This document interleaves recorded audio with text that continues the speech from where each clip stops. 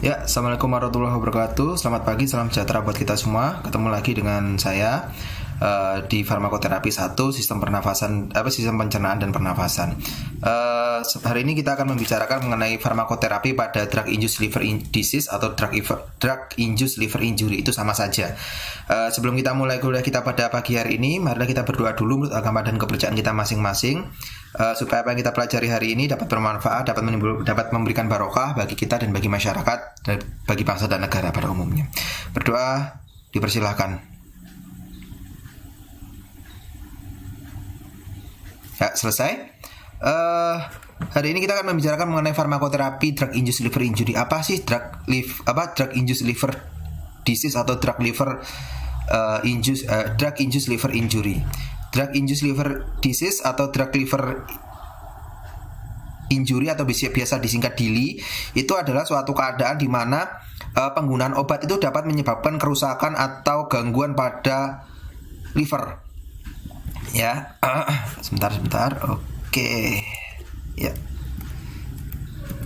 Oke, kita mulai terlebih dahulu. Kenapa drug-induced liver injury ini atau DILI ini menjadi sangat penting? Karena kita ketahui bersama bahwa liver atau hepar atau hati itu merupakan salah satu organ di mana dia berfungsi untuk memetabolisme zat-zat atau mengeliminasi zat-zat yang masuk ke dalam tubuh untuk dibuang. Nah, apabila terjadi kerusakan pada liver, itu dapat berakibat fatal. Ya. Nah, salah satu alasan kenapa banyak obat yang ditarik dari peredaran di masyarakat itu adalah karena adanya DILI ini atau drug-induced liver injury ini. Ditanya dengan apa? Bagaimana kita bisa mengetahui bahwa suatu obat itu dapat menyebabkan DILI? Itu dilihat dengan peningkatan peningkatan enzim-enzim yang ada di liver. Itu bisa dilihat.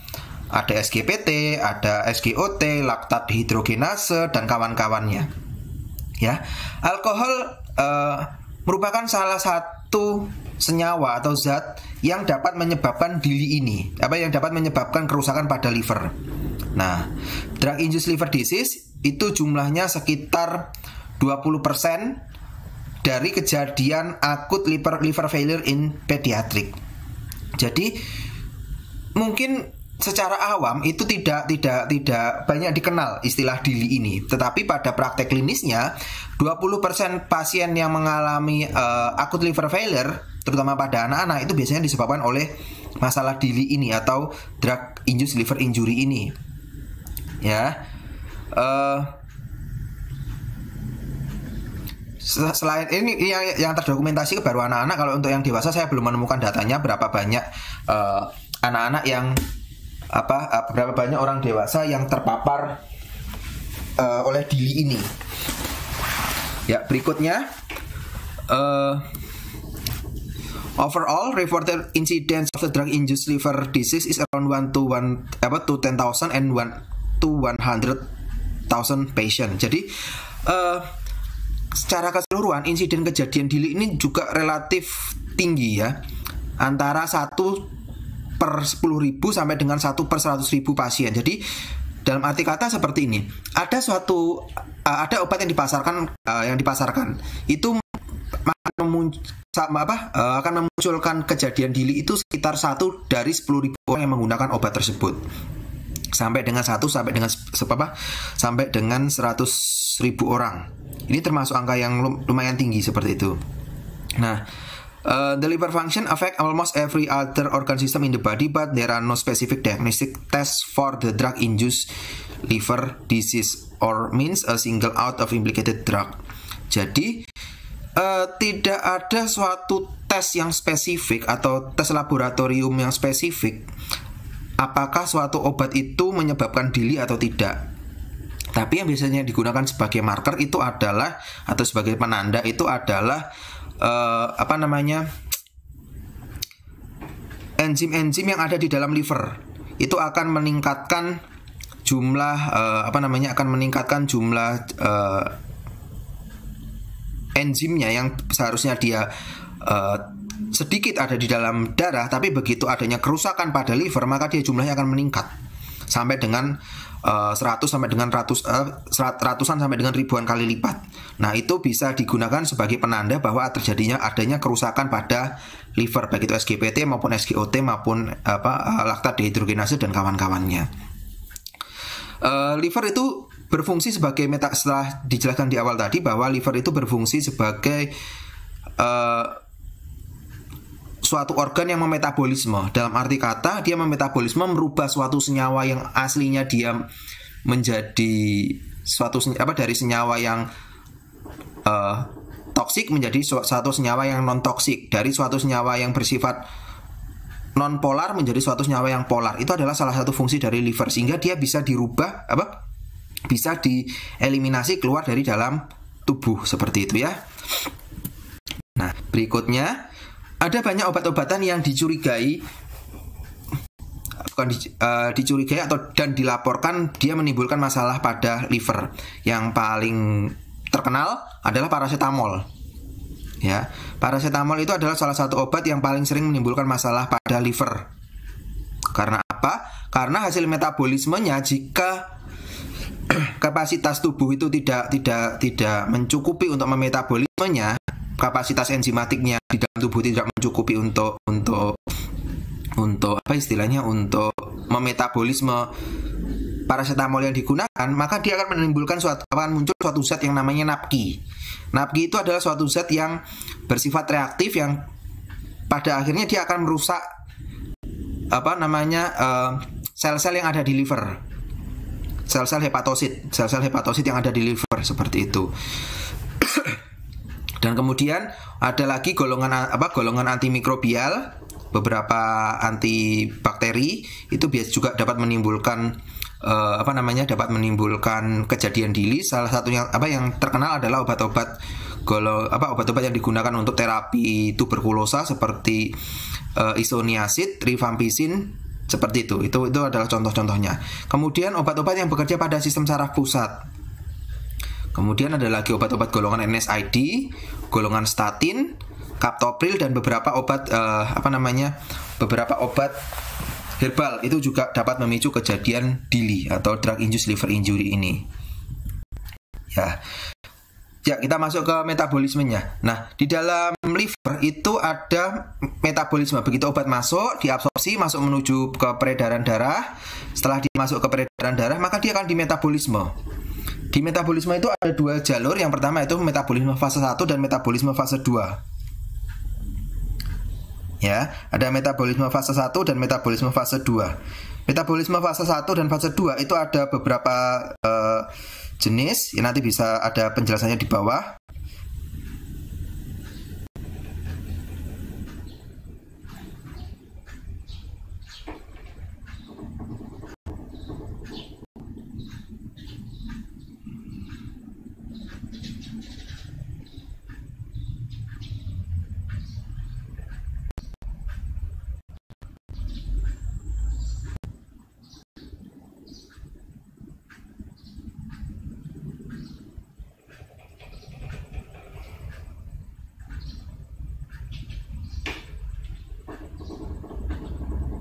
Sorry, saya baru buka email.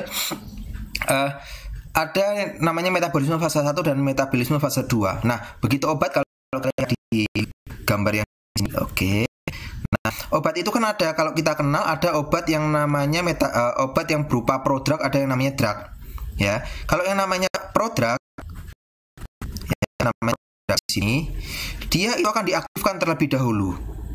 Diaktifkan menjadi namanya drug. Setelah obat menjadi drugnya kemudian dia bekerja, maka dia harus pada metabolisme fase 1 dia akan diaktifkan terlebih dahulu. Kemudian setelah setelah diaktifkan, dia akan memasuki fase 2 di mana obat itu dirubah menjadi bentuk yang tidak aktifnya. Ada lagi obat yang sudah aktif dari awalnya yang namanya drug, kemudian diinaktifkan pada metabolisme fase 1 dan dirubah lagi bentuknya menjadi metabolisme fase 2, dikonjugasi istilahnya. Nah, pada sifatnya juga berubah. Obat yang pertama itu bersifat lipofil. lipofil, dia dapat dirubah bentuknya menjadi bersifat hidrofil sehingga dia mudah untuk dibuang dari dalam tubuh. Ya, ini bayangkan kalau misalkan liver masih dalam keadaan normal. Kalau livernya sudah terjadi kerusakan atau livernya sudah tidak fungsi, tidak dapat berlangsung secara sempurna. Sehingga yang terjadi adalah jadinya penumpukan zat atau racun-racun yang ada di dalam tubuh atau obat-obat yang ada di dalam tubuh itu menjadi menumpuk di dalam tubuh seperti itu sehingga tidak dibuang. Nah, makanya itu kenapa DILI ini menjadi penting untuk kita ketahui sebagai seorang farmasi. Ya, seperti itu.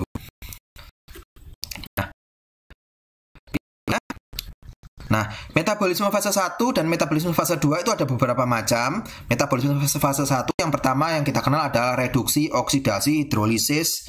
Ini adalah 3 contoh saja. Sebenarnya masih banyak lagi reaksi fase 1 yang bisa terjadi pada obat-obatan, tapi yang saya ambil contohnya adalah 3 ini. Kemudian untuk fase 2 ada reaksi namanya konjugasi. Ada reaksi asetilasi dan reaksi metilasi. Pak, apakah semua obat itu melalui fase 1 dan fase 2? Tidak, tergantung dari jenis obatnya. Ada yang dia mengalami fase 1 kemudian fase 2. Ada juga obat yang langsung mengalami reaksi fase 2. Ada juga yang mengalami fase 1. Seperti itu. Ini adalah contohnya. Kalau kembali lagi ke reaksi fase 1, oksidasi itu adalah penambahan gugus oksigen, reduksi adalah penambahan gugus hidrogen, hidrolisis itu adalah pemutusan rantai hidrogen. Itu adalah reaksi fase 1. Reaksi fase 2 itu adalah reaksi konjugasi, bisa juga disebut suatu reaksi konjugasi. Reaksi konjugasi adalah penambahan gugus tertentu dari suatu senyawa. Misalkan yang terkenal adalah glutathione. Glutation kalau bahasa Inggrisnya, terus kalau bahasa Indonesia tulisannya glutathione. Glutathione itu adalah suatu reaksi penambahan gugus glutathione ke dalam hasil metabolit dari paracetamol tersebut, sehingga paracetamol yang tadi bersifat lipofil, dia berubah menjadi bersifat hidrofil, lebih hidrofil dibandingkan senyawa induknya. Ada lagi asetilasi, penambahan gugus asetil, metilasi, penambahan gugus metil, seperti itu ya. Jadi ada beberapa macam reaksi yang bisa terjadi pada penggunaan obat seperti itu. Jadi reaksinya juga tidak serta-merta reaksi fase 1 langsung fase 2. Ada juga yang dia langsung ke fase 2. Ada juga yang dia cuma fase 1 saja, seperti itu. Oke, biotransformasi 1 atau fase 1. Nah, ini yang paling berperan itu adalah suatu enzim pada reaksi fase 1. Itu yang paling berperan adalah suatu enzim yang disebut sebagai sitokrom atau kodenya bisa ditulis CYP. Nah, CYP itu memiliki beberapa macam subtipe yang bertanggung jawab terhadap fungsi dari metabolisme tersebut. Ada sitokrom P450 3A4, sitokrom P450-2E1 dan lain sebagainya. Nah, kapasitas dari enzim sitokrom P450 itu tergantung dari beberapa faktor. Di antaranya adalah faktor usia, kemudian jenis kelamin, faktor ras itu juga sangat berpengaruh terhadap biotransformasi fase 1 ini. Ya. Nah, dari beberapa macam subtipe sitokrom P450 yang paling banyak berperan terhadap metabolisme obat itu adalah sitokrom P450 3A4. Nah, sitokrom P450 itu dapat diinduksi atau dapat diinhibisi oleh adanya obat-obatan. Nanti di slide berikutnya ada kok obat-obat yang dapat memacu atau menghambat sitokrom P450 ini. Maksudnya apa? Obat yang memacu atau menginduksi sitokrom P450, dia akan memacu sitokrom P450 itu untuk memetabolisme obat lebih cepat. Seperti itu. Ada juga yang namanya inhibisi atau inhibitor sitokrom. Itu adalah obat yang kebalikannya dari induksi tadi. Jadi dia akan menghambat atau mengerem metabolisme obat-obat yang diperantarai oleh sitokrom P450 tadi. Khususnya ada sitokrom P450 yang salah satu contohnya adalah sitokrom 3A4 ini tadi. Nanti akan saya jelaskan berikutnya, di slide berikutnya ada contoh-contohnya. Nah, ini yang kedua adalah biotransformasi atau fase konjugasi. Ya, fase konjugasi seperti contohnya tadi adalah metasi, alkilasi, sulfotransferase, glutation S transferase dan kawan-kawannya. Itu dia dari struktur yang ada, ya di mana gambarnya ini, ada struktur yang ada, dia ditambahkan suatu senyawa yang lagi, misalkan ditambah gugus alkil, kemudian sulfotransferase itu adalah sulfurnya itu dipindah strukturnya dan lain sebagainya. Nah, dengan perubahan atau biotransformasi konjugasi ini, itu dia akan menurunkan aktivitas farmakologinya, sehingga dia menjadi dalam tanda kutip menjadi tidak aktif atau tidak berkhasiat lagi sebagai obatnya, sehingga dia bisa dibuang dari dalam tubuh. Nah, kemudian dengan perubahan biotransformasi melalui jalur konjugasi ini atau fase 2 ini, dia akan meningkatkan clearance-nya. Buangannya itu jadi meningkat. Kalau misalkan dia pertamanya cuma bisa 10, dengan adanya biotransformasi konjugasi itu dia bisa dibuang 20. Itu kan menjadi suatu hal yang baik untuk tubuh kita setelah kita mengkonsumsi obat. Jadi obatnya nggak numpuk di dalam tubuh. Seperti itu. Ya, berikutnya fase 3 adalah transport. Ini jarang sekali dibahas. Untuk cukup segera tahu aja, ada ABC superfamily. Seperti itu. Kita lanjut ke berikutnya.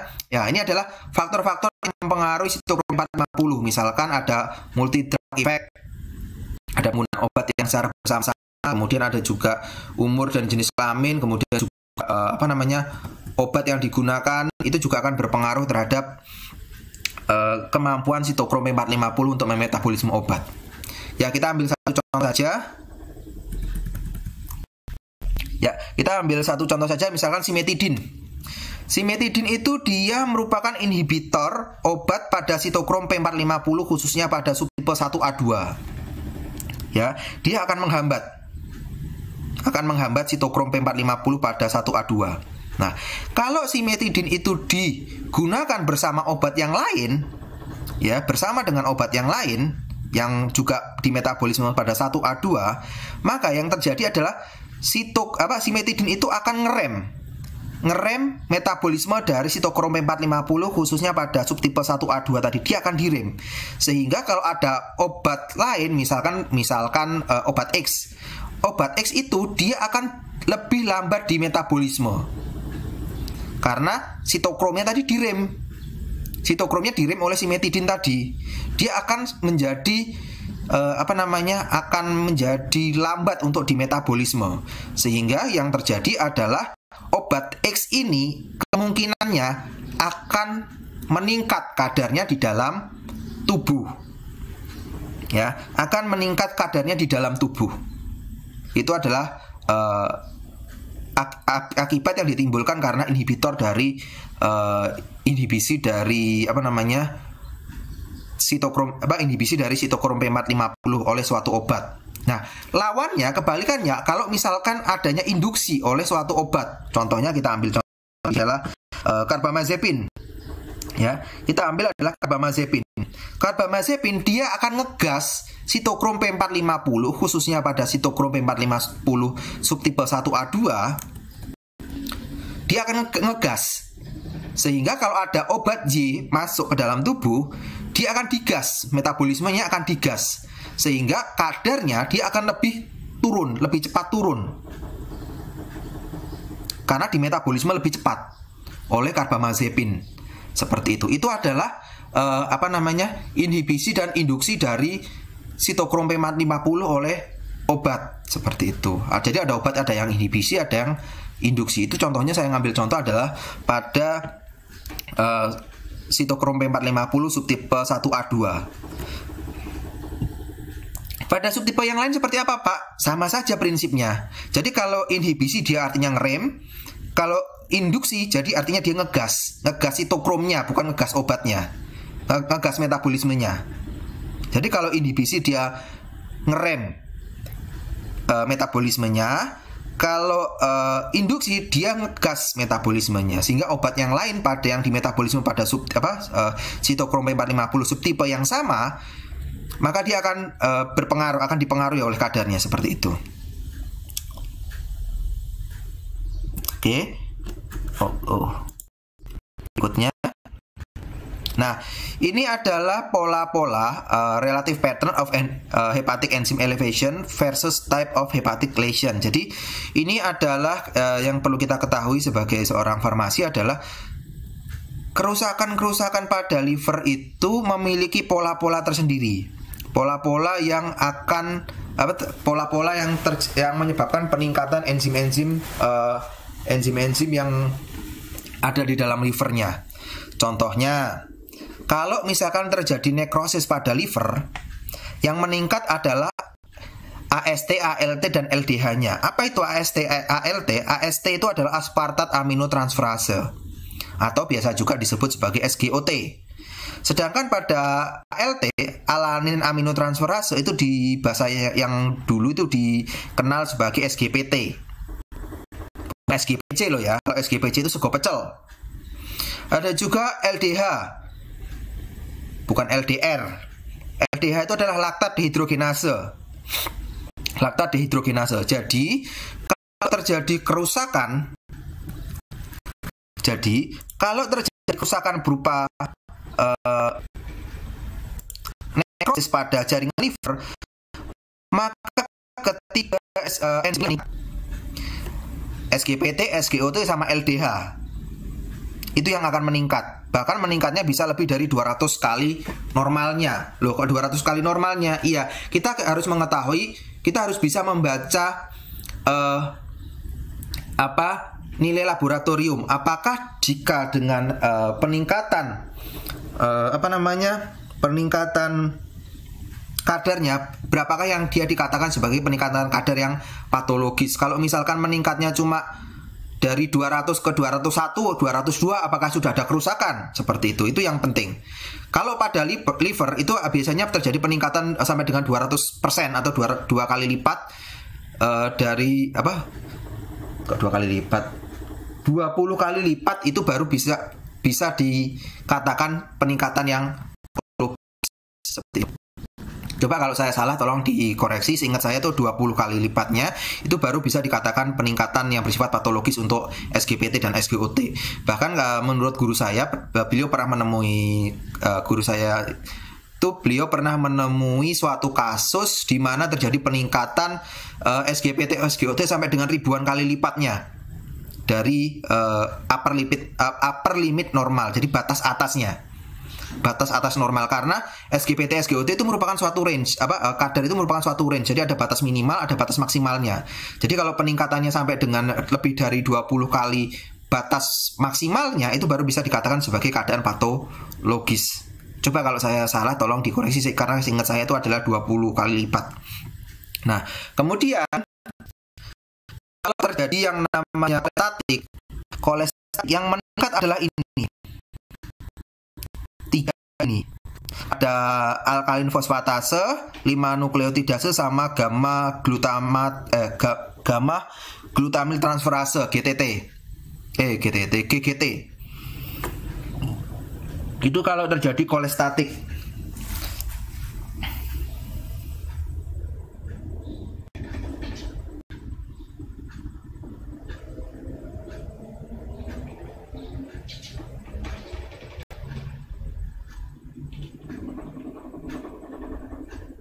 Maksudnya kolestatik di sini adalah apa? Terjadinya penyumbatan pada empedu. Jadi kalau kalian melihat di anatomi dari liver itu kan ada empedu, ada liver, ada empedu. Itu kan juga sama-sama berperan. Nah, kalau terjadi kolestatik atau sumbatan pada jalur empedunya itu, yang meningkat adalah ini. Alkalin fosfatase, 5 nukleotidase sama gamma glutamil transferase GGT ini yang meningkat. Nah, itu kalau kolestatik atau sumbatan pada jalur empedunya. Kemudian yang terakhir, kalau terjadi kerusakan ginjal yang bersifat kronis, ya, mana ini? Itu yang meningkat adalah ini. SGPT sama SGOT yang meningkat, tapi meningkatnya tidak signifikan seperti kejadian nekrosis seperti itu. Ya. Nah, itu yang bersifat, kalau misalkan dia bersifat kronis. Yang lainnya tapi masih dalam batas normal seperti itu. Ini kita tahu ini fungsinya buat apa? Kita tahu ini adalah untuk evaluasi, membantu mengevaluasi terapi pada pasien, apakah terapinya sudah optimal atau belum. Kalau misalkan kita melihat efek, dan juga kita menilai dari efektivitas dari terapi tersebut. Misalkan, terapinya ternyata pada pasien kemungkinan mengkonsumsi obat, kemudian terjadi peningkatan SGPT, SGOT yang sangat luar biasa. Kemudian kita curigai, ini ternyata ini kemungkinan adanya DILI. Ya udah di stop. Kalau di stop, kemudian kita dicek beberapa hari kemudian dicek, ternyata ada penurunan SGPT SGOT-nya dari yang pertama kali dicek. Berarti kemungkinan itu memang adanya kejadian DILI seperti itu. Nah, kalau kolestatik, kemudian juga kalau ada kolestatik itu juga bisa dicek seperti apa kondisinya, seperti itu ya. Kemudian berikutnya, nah, kerusakan pada liver itu ada berbagai macam jenis. Yang pertama adalah hepatocellular injury. Hepatocellular injury itu bisa dikarakterisasi dengan peningkatan serum aminotransferase. Aminotransferase itu apa? Ada ALT, ada AST tadi. Itu yang akan meningkat. Ya. Ditambah dengan precision elevation of total bilirubin, ditambah juga dengan terjadinya peningkatan bilirubin total, baik direct maupun indirect, itu terjadi peningkatan. Orangnya juga biasanya dengan, kalau misalnya jadi hepatocellular injury, biasanya orangnya menjadi menjadi kuning. Bukan kayak SpongeBob gitu ya. Jadi orangnya menjadi lebih kuning, kemudian skleranya ini menjadi berwarna kuning. Kemudian kalau kita lihat dari produksi urinnya, itu juga menjadi kuning, bahkan menjadi ke arah kuning gelap seperti warna teh. Karena dulu saya pernah tahu ada teman yang mengalami hepatitis A. Karena dulu di Yogyakarta pernah sekali terjadi adanya kejadian luar biasa hepatitis A. Nah, itu teman saya itu kena, kemudian begitu kita jenguk ke rumah sakit, ya dia mengalami kondisi yang lumayan parah, dan juga kita ngelihat urinnya itu karena memang menggunakan kateter berwarna coklat seperti teh itu. Jadi kuningnya kuning pekat sekali. Nah, kejadian hepatocellular injury itu dapat memicu kejadian hepatitis fulminan, dengan dimana kalau dia sudah memasuk kondisi hepatitis fulminan, survival rate-nya cuma 20%. Survival rate-nya, angka kesembuhannya cuma 20%. Selebihnya innalillahi, seperti itu. Nah, for patient who present with a combination hepatocellular and jaundice, there is 10% of mortality rate. Jadi kalau ada hepatocellular injury ditambah dengan jaundice, ya kematiannya sampai dengan 10%. Nah, ada beberapa obat yang dia memicu kejadian DILI. Di antaranya adalah acarbose, allopurinol, fluoxetine, dan losartan. Itu memiliki kemungkinan untuk mengalami hepatocellular injury seperti itu. Tapi tidak semuanya ya, karena memang kalau obat yang setelah dipasarkan itu sebelumnya melalui uji klinik fase 1, 2, 3 dan fase 4 dipastikan adalah aman terlebih dahulu, baru berkhasiat. Ya. Hepatocellular injury can further subdivided by specific histologic pattern and clinical presentation. Nah, hepatocellular injury itu juga bisa ke depannya juga dibagi lagi menjadi beberapa keadaan spesifik. Di antaranya adalah berdasarkan dari clinical presentation atau tanda-tanda dan gejala klinisnya, bisa juga dibagi menjadi histologic pattern berdasarkan kondisi histologiknya. Nah, di antaranya adalah yang pertama centrolobular necrosis, kemudian steatohepatitis atau steatonecrosis, fosfolipidosis, dan juga terakhir adalah generalized hepatocellular necrosis. Nah, Untuk membedakan satu dengan yang lainnya itu memerlukan pemeriksaan yang namanya biopsi. Pemeriksaan biopsi itu ada pemeriksaan di mana mengambil sedikit jaringan dari liver tersebut untuk diperiksa di bawah mikroskop, salah satunya pemeriksaan di bawah mikroskop dan yang lain-lainnya. Ini saya belum tahu secara pasti bagaimana mekanismenya, tapi kalau mau tahu silahkan tanya kepada teman-teman di analis kesehatan, karena mereka memang salah satu keahliannya di situ seperti itu. Dan juga biasanya dilakukan oleh dokter, hasilnya di bawah supervisi dari dokter, khususnya dokter spesialis patologi anatomi kalau nggak salah ya, seperti itu.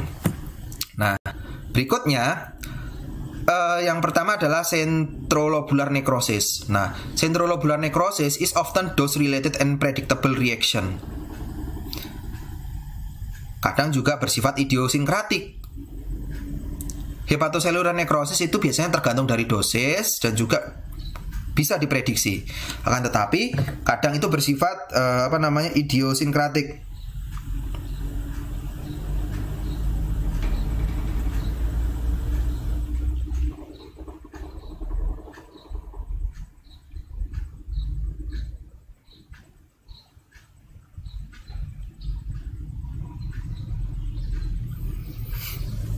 Ya, idiosinkratik itu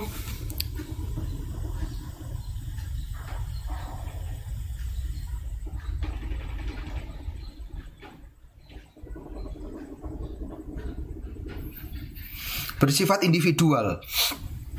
Jadi centrolobular necrosis itu biasanya bisa diprediksi, tapi dia bersifat individual, sangat bersifat individual. Sama-sama orang mengkonsumsi obat yang sama, tetapi bisa menimbulkan respon yang berbeda. Itu adalah reaksi idiosinkratik. Nah, walaupun mungkin dosis yang digunakan juga sama, tetapi centrolobular necrosis itu biasanya itu terkait dengan dosis. Semakin tinggi dosisnya, kejadian centrolobular necrosis juga semakin tinggi, seperti itu. Nah, hepatotoxicity, centrolobular necrosis itu biasanya juga disebut sebagai metabolic related hepatotoxicity. Kenapa? Karena biasanya itu terkait dengan toksik atau senyawa-senyawa metabolit yang dihasilkan dari proses metabolismenya. Salah satunya yang di sini adalah yang paling terkenal adalah paracetamol, di mana NAPQI itu adalah obat yang senyawa yang bertanggung jawab terhadap kerusakan pada liver. Nah, ketika seseorang tersebut mengkonsumsi paracetamol dalam dosis berlebih, misalkan dalam keadaan di mana dia mau melakukan upaya bunuh diri, suicide, itu kalau di luar negeri itu yang paling sering kejadiannya adalah bunuh diri menggunakan paracetamol. Itu relatif tinggi angkanya di luar negeri. Nah, acetaminophen atau paracetamol tersebut itu di metabolisme dan akan menghasilkan suatu yang namanya senyawa yang namanya NAPQI atau N-acetyl para-benzoquinone imine. NAPQI. Nah, NAPQI ini sangat reaktif. Ya. Reaktif dan dia akan mampu berikatan dengan gugus sulfhidril yang ada pada hepatosit atau sel-sel yang ada di liver. Ya, gugus sulfhidril protein glutathione provide a ready source of available sulfhydryl within hepatocyte. Jadi di dalam hepatosit atau di dalam sel-sel liver itu terdapat gugus yang namanya gugus sulfhydryl. Ya, jadi sulfhydryl inilah yang akan berikatan bersama berikatan dengan NAPQI ini, karena kita ketahui bahwa NAPQI itu sangat reaktif. NAPQI itu jomblo ngenes. Ya kalau ada cewek maunya kenalan aja ya, seperti itu. Nah, yang menjadi masalah adalah gugus sulfhydryl yang ada di hepatosit yang terdapat pada glutathione itu jumlahnya sangat terbatas di dalam tubuh. Ya, jumlahnya sangat terbatas sekali di dalam tubuh. Nah, kalau misalkan glutathione itu adalah yang menetralkan. glutathione, gini ya sederhananya. Kalau kalian masih bingung, saya jelaskan lagi. Glutathione itu mengandung gugus yang namanya gugus sulfhidril. Oke, sampai di sini paham. Nah, gugus sulfhidril ini dialah yang akan berikatan dengan napki ini. Ya, apabila napki yang dihasilkan itu berlebih, napki yang dihasilkan ini berlebih, glutathionnya itu tidak cukup untuk berikatan dengan berikatan dengan napki ini. Glutathionnya nggak cukup, sehingga glutathione napki yang berlebih itu dia akan menyerang sel-sel hepatosit yang ada di dalam liver. Nah, kalau dia akan menyerang atau akan ngajak kenalan sel-sel hepatosit yang ada di liver tersebut.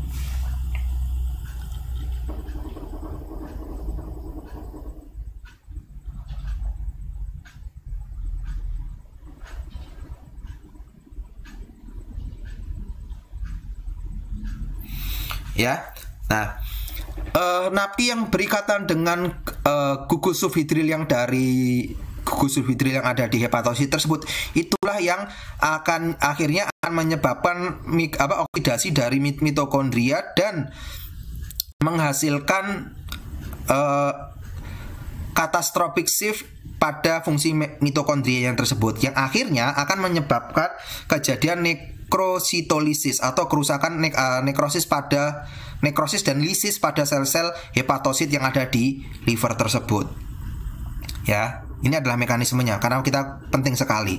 Sehingga salah satu terapi dari antidot keracunan untuk paracetamol atau acetaminophen adalah dengan menambahkan suatu senyawa yang yang mengandung gugus sulfhidril, sehingga dia tidak mengganggu gugus sulfhidril yang ada di hepatosit. Salah satunya adalah obat yang bisa digunakan untuk keracunan paracetamol adalah N-asetilsistein. Itu kan mengandung gugus sulfhidril, sehingga dia bisa digunakan untuk terapi keracunan. Seperti itu. Jadi kalau misalkan ada seseorang, kalau maksimal penggunaan paracetamol dalam sehari itu adalah 4 gram ya. Ada 4 gram, kemudian orangnya itu melakukan percobaan bunuh diri dengan mengkonsumsi 10 gram paracetamol, misalkan mengkonsumsi 10 gram paracetamol, maka yang 4 ini dia akan berikatan dengan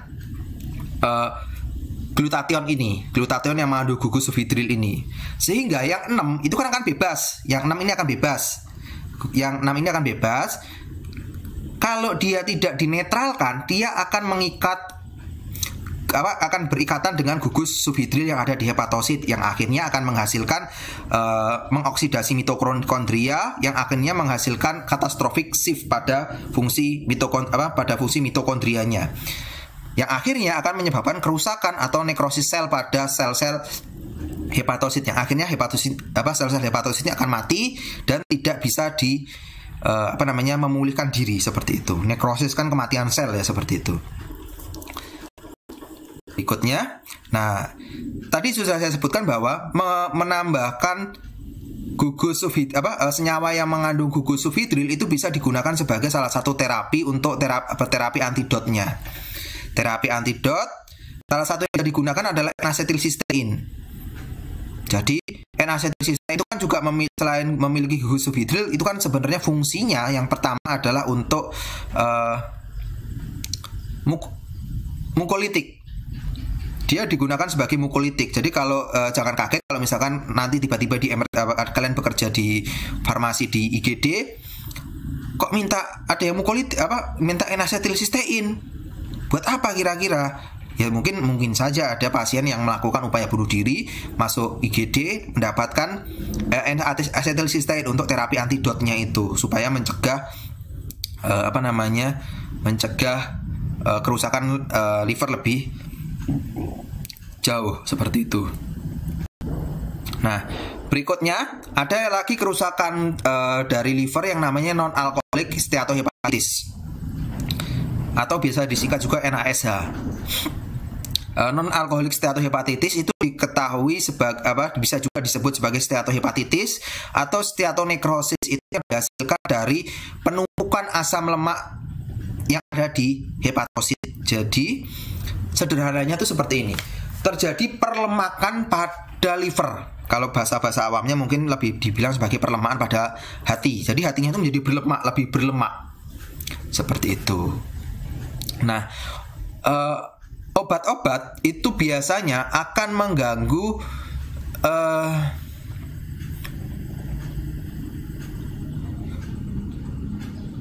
mengganggu proses estrifikasi dari lemak yang ada, sehingga proses estrifikasinya itu menjadi terhambat.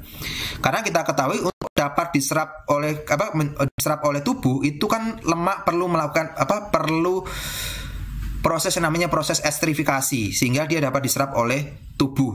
Nah, kalau proses estrifikasinya ini terhambat, maka itu dia tidak akan tidak akan diserap oleh tubuh dan akhirnya akan menumpuk di dalam akan menumpuk di dalam sel-sel hepatosit yang ada di dalam liver.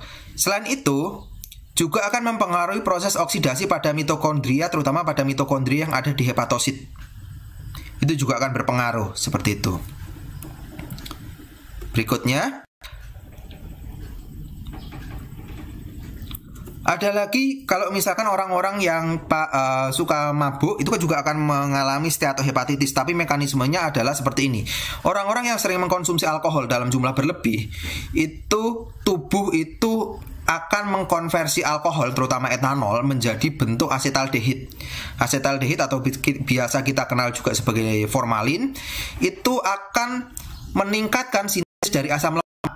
Nah, kalau sintesis dari asam lemak itu meningkat, dapat menyebabkan gangguan akan menumpuk pada liver yang akhirnya akan menyebabkan kejadian alkoholik steatohepatitis seperti itu. Nah,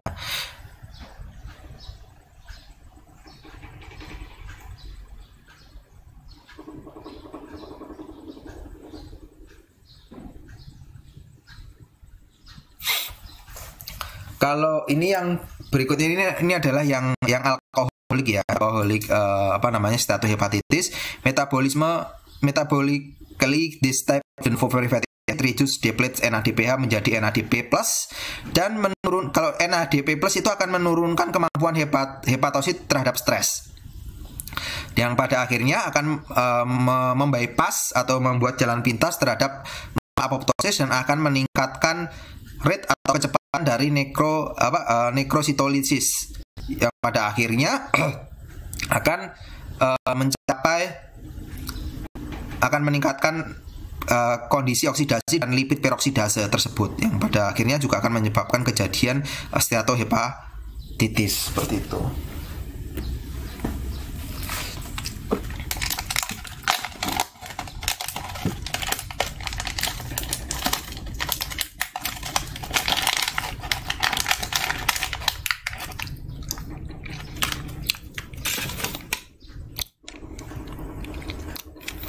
Nah, obat-obatan yang sering menyebabkan non-alkoholik steatohepatitis diantaranya adalah tetrasiklin.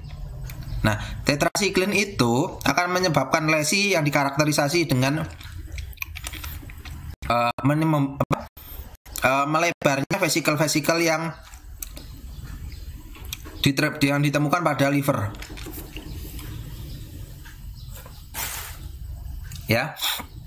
Yang pada liver vesikel-vesikelnya menjadi lebih besar sehingga dia akan mampu untuk menampung menampung lemak dalam jumlah banyak. Nah, the development of this reaction is related to high concentration achieved when tetracycline is given intravenously and the doses greater than 1.5 gram per day.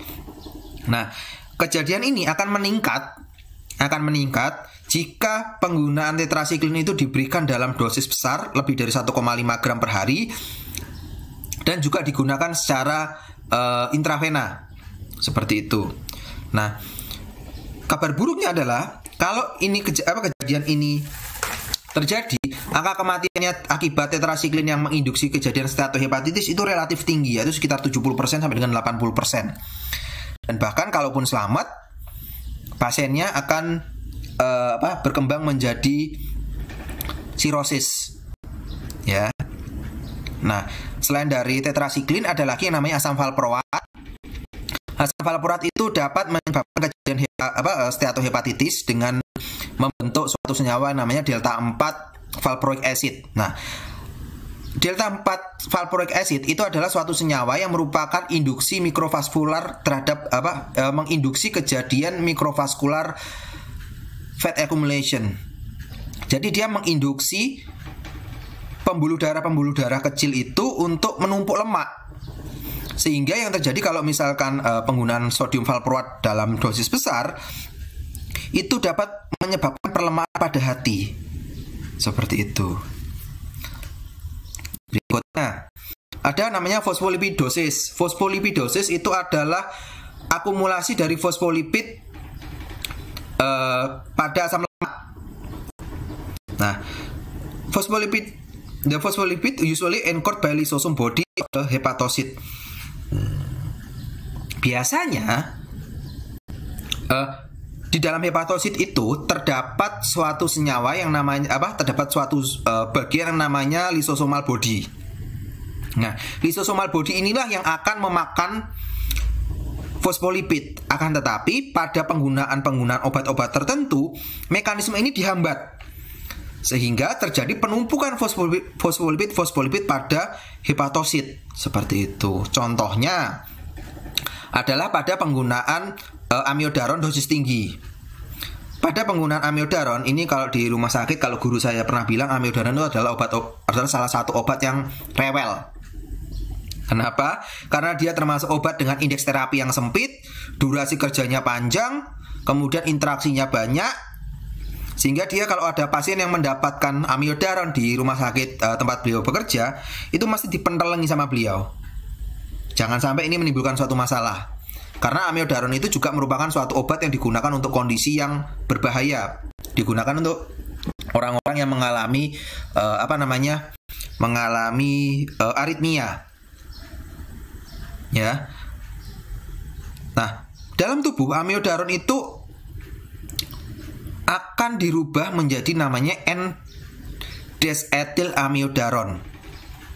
Nah, kalau rasio antara amiodaron dengan N-desethylamiodaron itu lebih tinggi, itu menunjukkan adanya akumulasi dari amiodaron di dalam tubuh.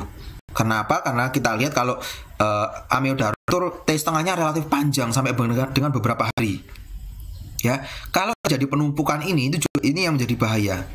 Nah, amiodaron and its major metabolite remain in the liver all patient of several months after therapy stop. Jadi beberapa bulan setelah pasien stop amiodaron, kalau dicek di dalam darahnya, di dalam tubuhnya, itu masih terdapat amiodaronnya. Karena amiodaron itu, coba saya cek dulu.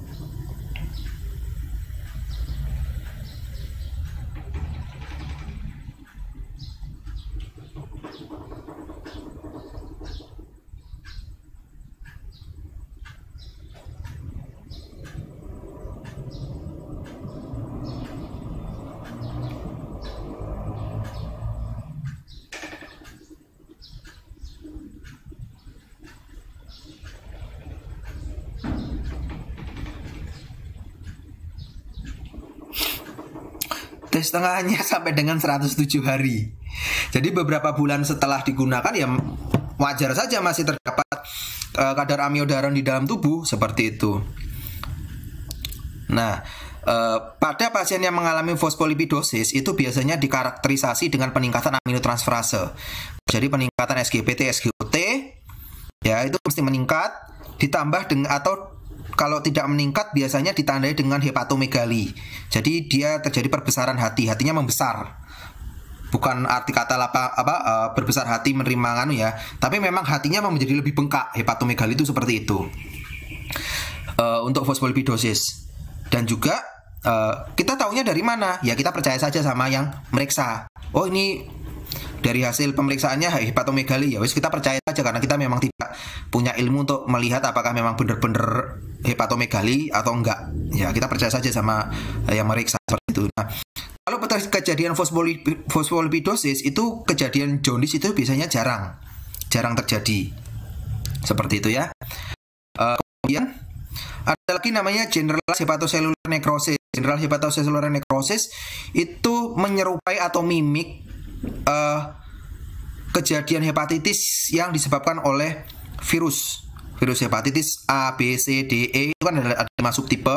Nanti kalau kalian pengen belajar hepatitis ya silahkan tanya ke Pak Arif karena beliau yang mengampu farmakoterapi 5. Nah, generalized hepatocellular necrosis itu biasanya onsetnya itu delay, tertunda beberapa lama.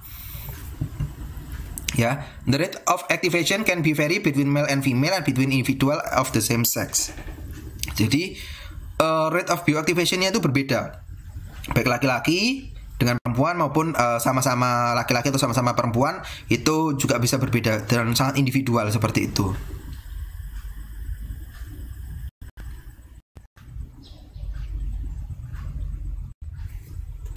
Berikutnya,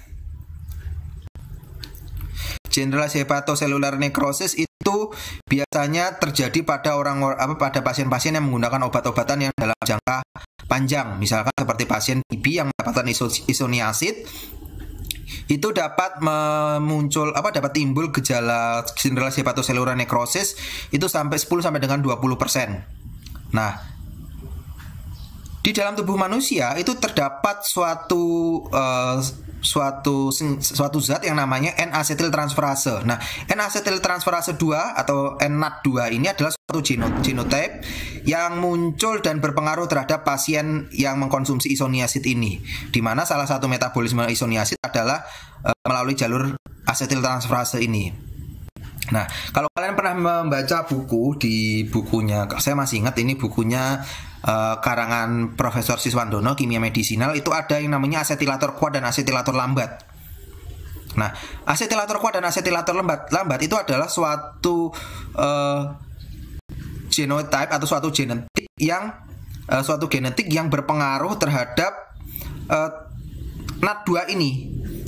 Asetiltransferase ini, NAT2 ini, di mana ada orang-orang yang asetilator kuat dan asetilator lambat. Kalau orang-orang dengan asetilator lambat, maka proses metabolisme melalui jalur asetilasi itu menjadi sangat lambat. Sehingga orang-orang yang memiliki gen NAT2 ini, N-asetiltransferase 2 itu, dia cenderung memiliki resiko sampai dengan 28 kali mengalami peningkatan serum aminotransferase. Karena dia memang lambat untuk di metabolisme atau lambat untuk dirombak isoniazidnya ini. Ya kan, dia akan menumpuk. Kalau udah menumpuk, maka akan menyebabkan kejadian toksisitas, dalam hal ini adalah DILI. Dibandingkan dengan orang-orang yang tidak memiliki gen NAT2. Kalau tidak memiliki gen NAT2, maka dia merupakan orang dengan asetilator yang cepat, sehingga begitu ada isoniazid yang masuk, maka dia akan cepat untuk dirombak, sehingga tidak menimbulkan penumpukan seperti itu. Nah, zat yang menjadi biang kerok terhadap generalized hepatocellular necrosis pada penggunaan isoniazid itu adalah asetilhidrazin. Adalah ini.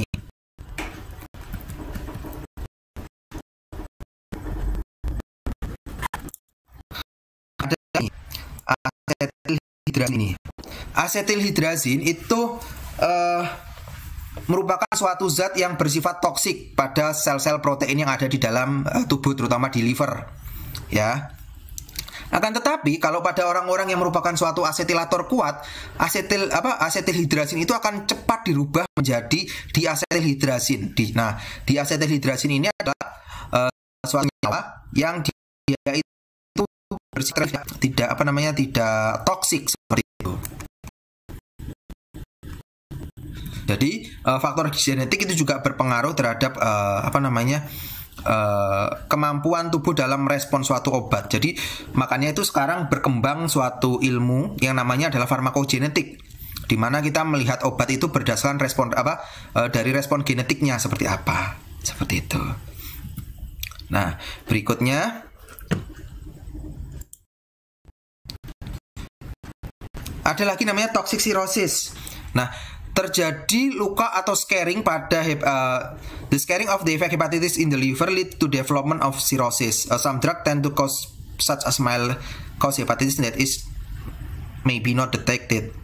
Nah, adanya scarring atau pelukaan pada liver itu biasanya dapat menyebabkan kejadian sirosis. Akan tetapi kejadian sirosisnya itu biasa bersifat mild atau menengah atau sedang seperti itu. Dan bahkan hal ini biasanya tidak terdeteksi dan baru muncul kalau keadaan sudah parah seperti itu.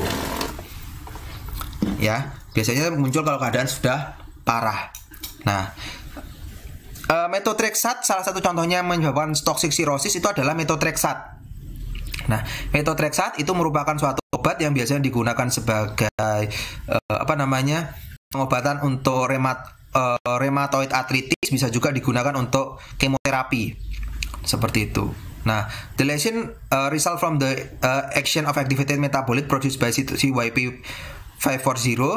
This process occur most commonly in patient treated with psoriasis and arthritis. Jadi pada pasien-pasien yang menggunakan methotrexate pada kasus psoriasis maupun artritis itu biasanya muncul seperti itu.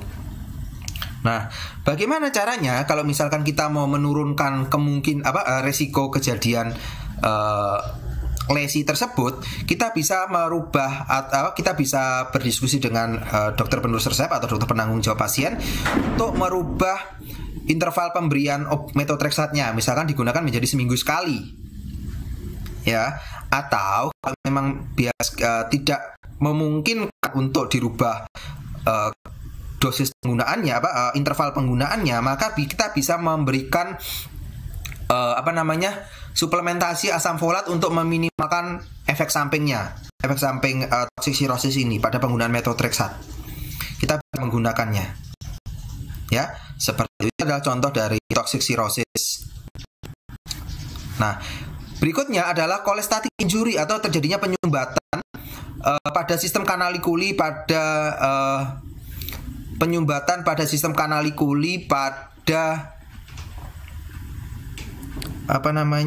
empedu. Jadi penyumbatannya bisa berupa sludge atau berupa lumpur, atau bisa juga penyumbatan itu bisa berupa batu empedu. Nah, in cholestatic disease, disturbance of subcellular actin filament around the canaliculi prevent the movement of bile through the canaliculi system. Jadi pada cholestatic disease terjadi gangguan subcellular actin filament pada sistem kanalikuli, kemudian terjadinya sumbatan, bisa juga menyebabkan terjadinya gangguan pada sistem empedu untuk mengeluarkan garam-garam empedunya. Nah, the inability the liver to remove bile causes intrahepatic accumulation of toxic and bile acid, toxic bile acid and excretion product. Jadi, dengan adanya sumbatan tersebut atau cholestatic injury tersebut, maka menyebabkan liver itu menjadi tidak mampu untuk membuang akumulasi toksik sama garam-garam empedunya itu yang ada di dalam tubuh itu menjadi menumpuk dan tidak bisa dibuang. Nah, inilah yang menyebabkan kejadian cholestatic injury atau penyebab terjadinya DILI seperti itu. Berikutnya, drug induced cholestatic can be occur as an acute disorder or chronic disorder. Nah, drug induced cholestatic itu dapat bersifat akut maupun bersifat bersifat kronis. Misalkan vanishing bile duct syndrome.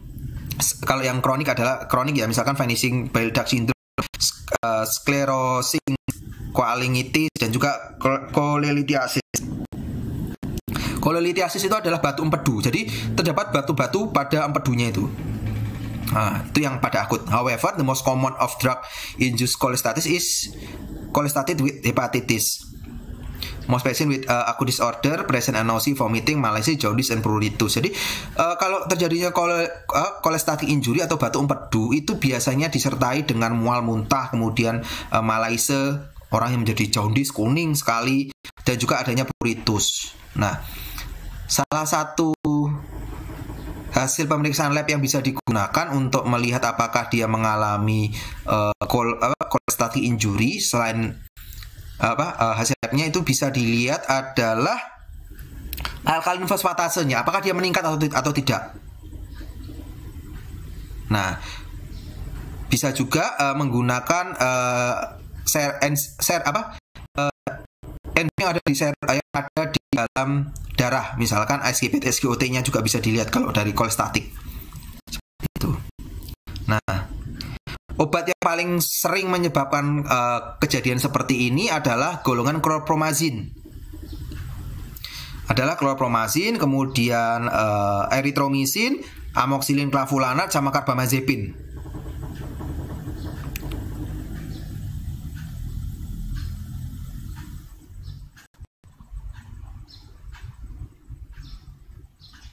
Nah, selain itu juga pada pasien-pasien yang mendapatkan total parenteral nutrisi atau nutrisi total selama 1 minggu berturut-turut, itu dia juga dapat menyebabkan kejadian kolestatik dan non-spesifik dan juga dapat meningkatkan beberapa meningkatkan enzim-enzim liver seperti SGPT SGOT juga akan meningkat itu pada penggunaan TPN, total parenteral nutrition. Atau pada pasien yang mengalami penurunan kadar albumin, itu juga dapat meningkatkan resiko kejadian kolestatik seperti itu.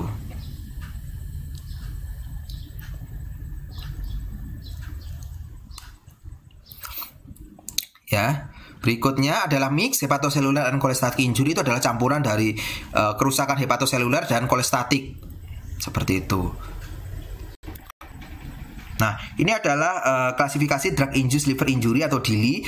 Ada yang bersifat dia itu alergik, ada juga yang bersifat non alergik. Jadi kalau yang alergik itu dia berpengaruh terhadap mempengaruhi sistem imun. Kalau yang non alergik itu dia tidak berpengaruh tidak mempengaruhi sistem imun. Seperti itu. Berikutnya ini adalah obat-obatnya. Ya, contohnya kalau yang hepatitis, dia yang diperantarai oleh sistem imun, jadi menganggap obat yang masuk ke dalam tubuh itu adalah suatu antigen sehingga dia menyerang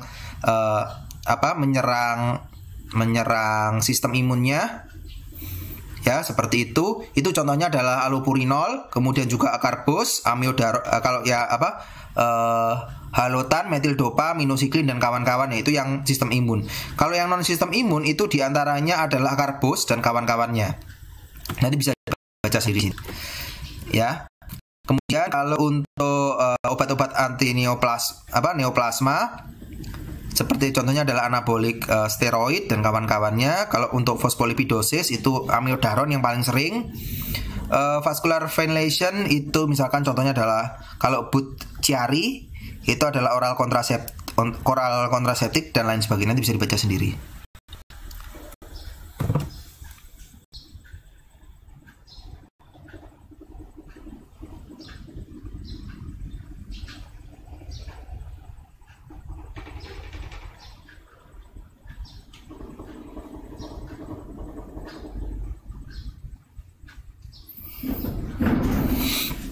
Nah, stimulation of autoimmunity, simulasi kondisi autoimun. Nah, autoimmune injury involve antibody mediated cytotoxicity or direct cellular toxicity. This type of injury occur when enzyme drug adducts migrate to the cell surface and form anti-neogens. Jadi dia melibatkan sistem imun yang akhirnya dia merusak atau mengganggu atau merusak sel-sel yang ada di permukaan seperti itu. Nah, obat-obat yang menyebabkan autoimmune injury diantaranya adalah halotan, sulfamethoxazole, karbamazepin, nevirapin, itu berhubungan dengan autoimmune injury. Nah, seperti misalkan isoniazid, phenytoin, nitrofurantoin, trazodone itu berhubungan dengan tipe autoimun yang diperantara mediated disease in the liver called chronic active hepatitis. Jadi kalau isoniazid dan kawan-kawannya itu juga dapat mempengaruhi metabolisme di liver.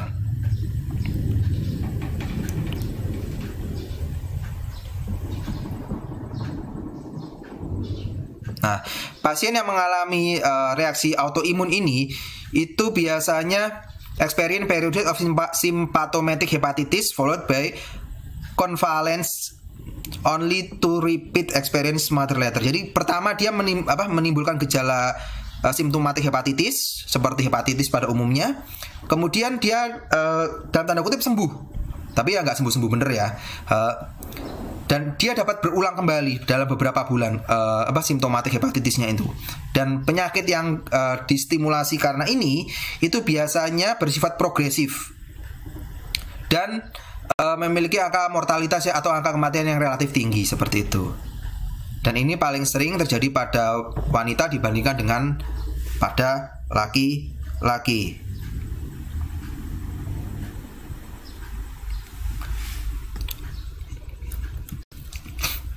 Nah, idiosyncratic reaction, idiosyncratic sudah saya jelaskan sudah dijelaskan di awal tadi. Idiosyncratic itu bersifat individual. Ya, dan biasanya bersifat tergantung juga drug related hepatotoxicity is rare and usually occur in the small proportion of individual. Dan idiosyncratic itu biasanya sangat kecil kejadiannya, angka kejadiannya. Dan juga idiosyncratic itu dibagi menjadi alergik dan non alergik. Kalau yang allergic reaction itu biasanya memiliki kejadian yang cepat, kurang dari 1 bulan. Nah, biasanya ditandai dengan fever, rash, and eosinophilia. Jadi ditandai dengan demam, kemudian kemerah-merahan atau rash di seluruh tubuh, dan juga peningkatan eosinofil. Nah, itu bisa patut dicurigai itu adalah idiosinkratik, penggunaan DILI yang bersifat idiosinkratik. Nah, kalau obat-obat yang paling sering menyebabkan reaksi idiosinkratik ini adalah pertama adalah minocycline, nitrofurantoin, sama phenytoin. Itu yang bersifat alergik. Kalau yang non alergik itu biasanya lebih dari 6 bulan penggunaan. Setelah 6 bulan penggunaan itu dia memiliki nilai parameter fungsi liver yang normal. Tapi tiba-tiba dia mengalami kejadian hepatotoksisitas. Itu adalah non alergik. Nah, dan dapat bersifat independent of dose or dose related. Jadi dia tidak tergantung dosis, tetapi ada juga yang dia tergantung dari dosis seperti itu. Dan biasanya obat-obat seperti ini yang paling sering menyebabkan kejadian seperti ini diantaranya adalah amiodaron, isoniazid, ketoconazole seperti itu. Nah, ini adalah perbandingan antara imun dan non imun. Ya, karakteristik DILI yang imun dan non imun bisa dibaca sendiri nanti. Disruption calcium homeostasis nanti baca sendiri. Ini untuk yang drug induced, mekanismenya bisa juga disebabkan karena disruption of calcium homeostasis and cell membrane injury. Jadi mekanisme yang menyebabkan kejadian DILI selanjutnya adalah gangguan terhadap homeostasis kalsium dan menyebabkan kerusakan pada membran sel. Nah, drug-induced damage to cellular protein that involved with calcium homeostasis can lead to influx intracellular calcium that causes decline of ATP and disruption of actin of the fibril assembly. Jadi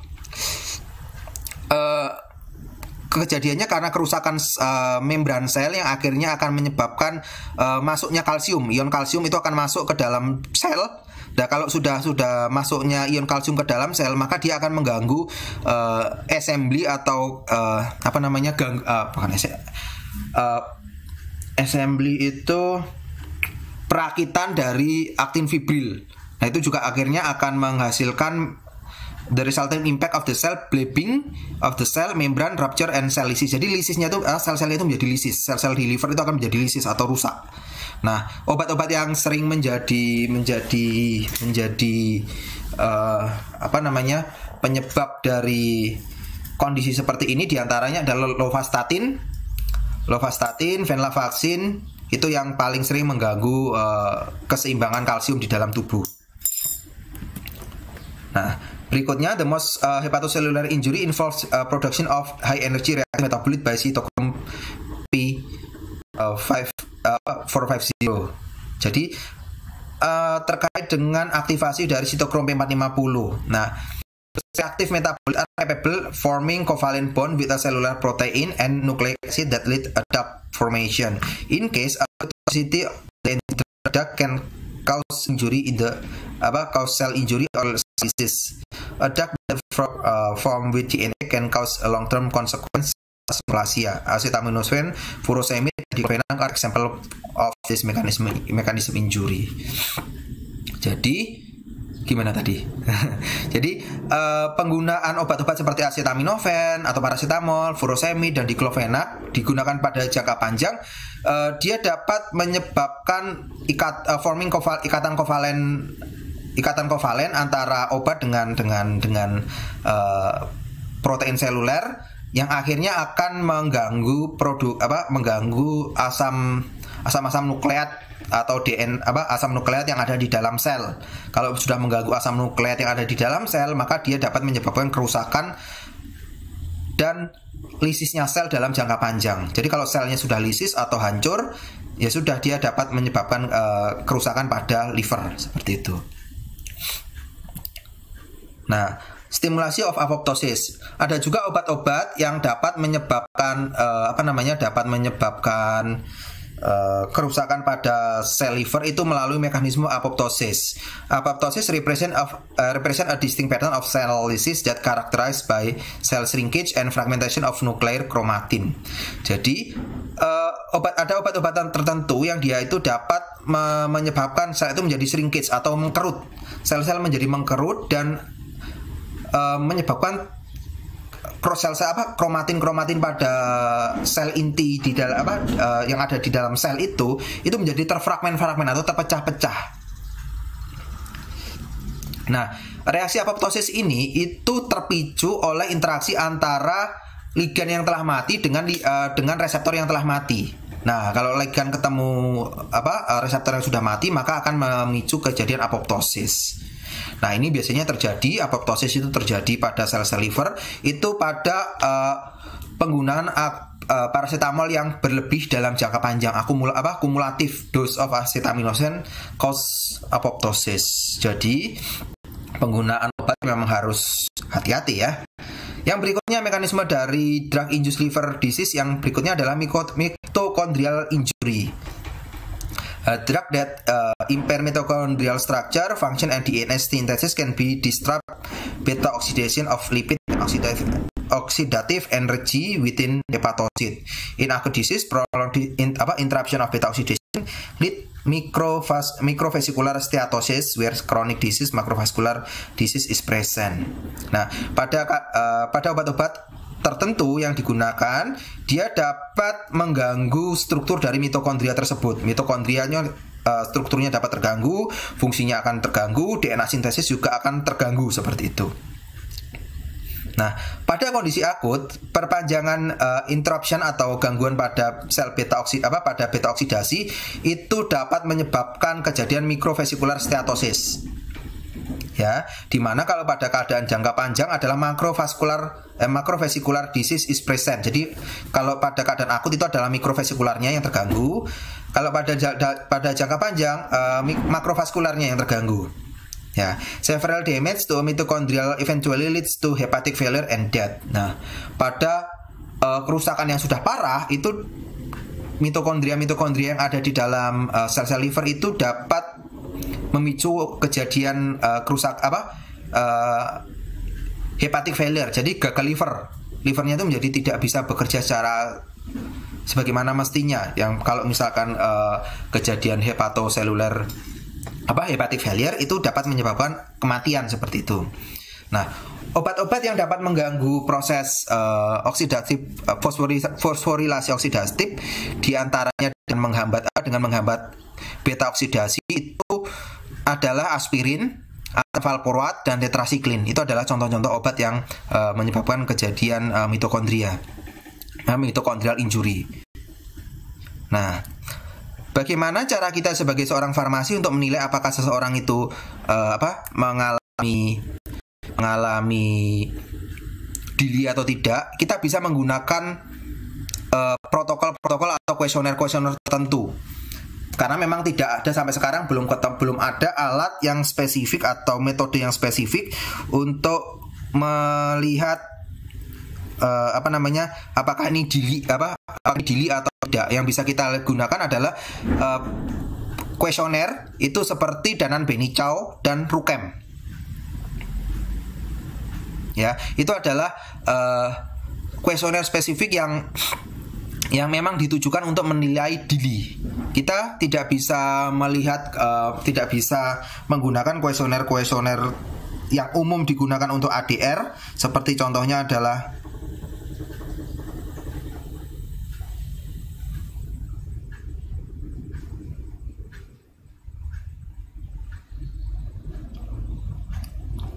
apa ya, kemarin itu saya kok lupa namanya, ADR apa, kuesioner untuk ADR itu apa ya, saya kok lupa itu. Naranjo. Jadi kalau untuk menilai apakah dia DILI atau tidak, kita tidak bisa menggunakan skala Naranjo. Yang spesifik untuk DILI itu adalah Danan and Benichow dan juga Rukem. Atau kita bisa juga melihat dari literatur yang ada, seperti dari Medscape atau dari literatur ada yang lain, atau dari jurnal-jurnal yang ada. Tapi ya juga jangan menggunakan seperti MIMS itu, jangan digunakan sebagai acuan. Ngisi nih. Ya, ada juga, kita bisa juga melihat dari database retrieval, bisa lihat di LiverTalks, Annal Farmakoterapi, atau kita bisa juga ke WHO, atau juga bisa dari FDA, untuk melihat apakah obat-obat yang digunakan oleh pasien kita itu menimbulkan DILI atau tidak, seperti itu. Berikutnya, nah ini adalah contoh dari skala Danan Benichow. Danan and Benichow ya, bukan Danan Benichow, tapi Danan and Benichow itu adalah dua orang yang membuat scoring atau kuesioner untuk menilai seorang mengalami DILI atau tidak. Ini adalah untuk Rukem. Ini skala yang relatif lama, yaitu tahun 2005 itu dipublish di jurnal toksikologi patologi.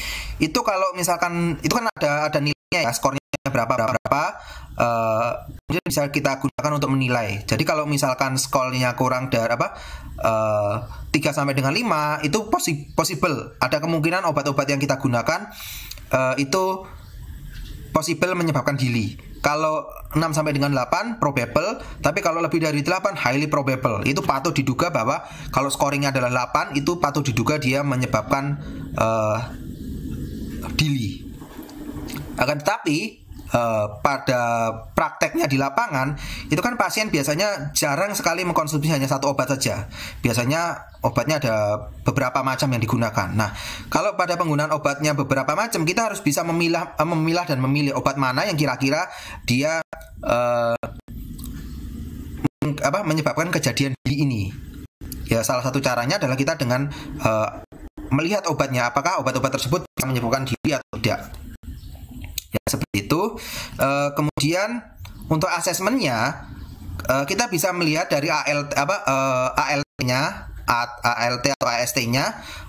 Kalau misalkan dia patternnya adalah hepatitis, biasanya ALT lebih atau sama dengan 3 kali upper limit normal.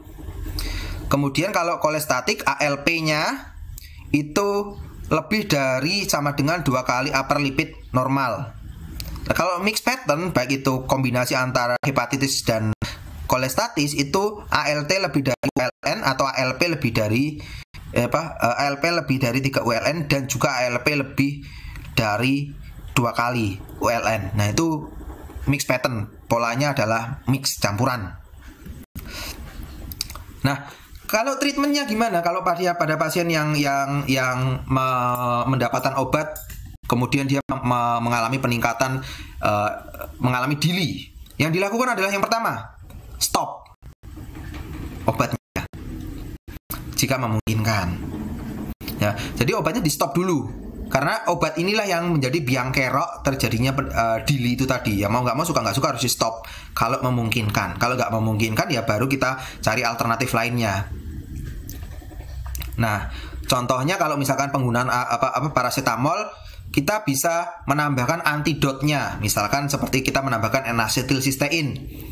Kalau misalkan dia mengalami DILI akibat penggunaan valproat, kita bisa menambahkan L-carnitin. Tetapi kalau misalkan sudah parah, ya liver transplant, Tapi kan nggak bisa serta merta liver transplant itu harus banyak protokol yang harus dipersiapkan seperti itu. Kemudian kalau untuk kolestatik itu bisa menggunakan ursodeoksikolik acid, atau kalau yang namanya kasus-kasus yang berkaitan dengan hipersensitivitas bisa menggunakan kortikosteroid seperti itu. Tapi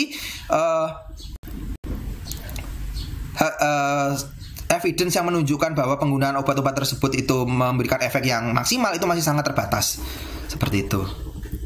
Yang kedua, monitoring AST ALT-nya, SGPT, SGOT-nya, laktat dehidrogenasenya, GGT-nya itu juga yang meningkat mana itu yang perlu dimonitoring seperti itu ya.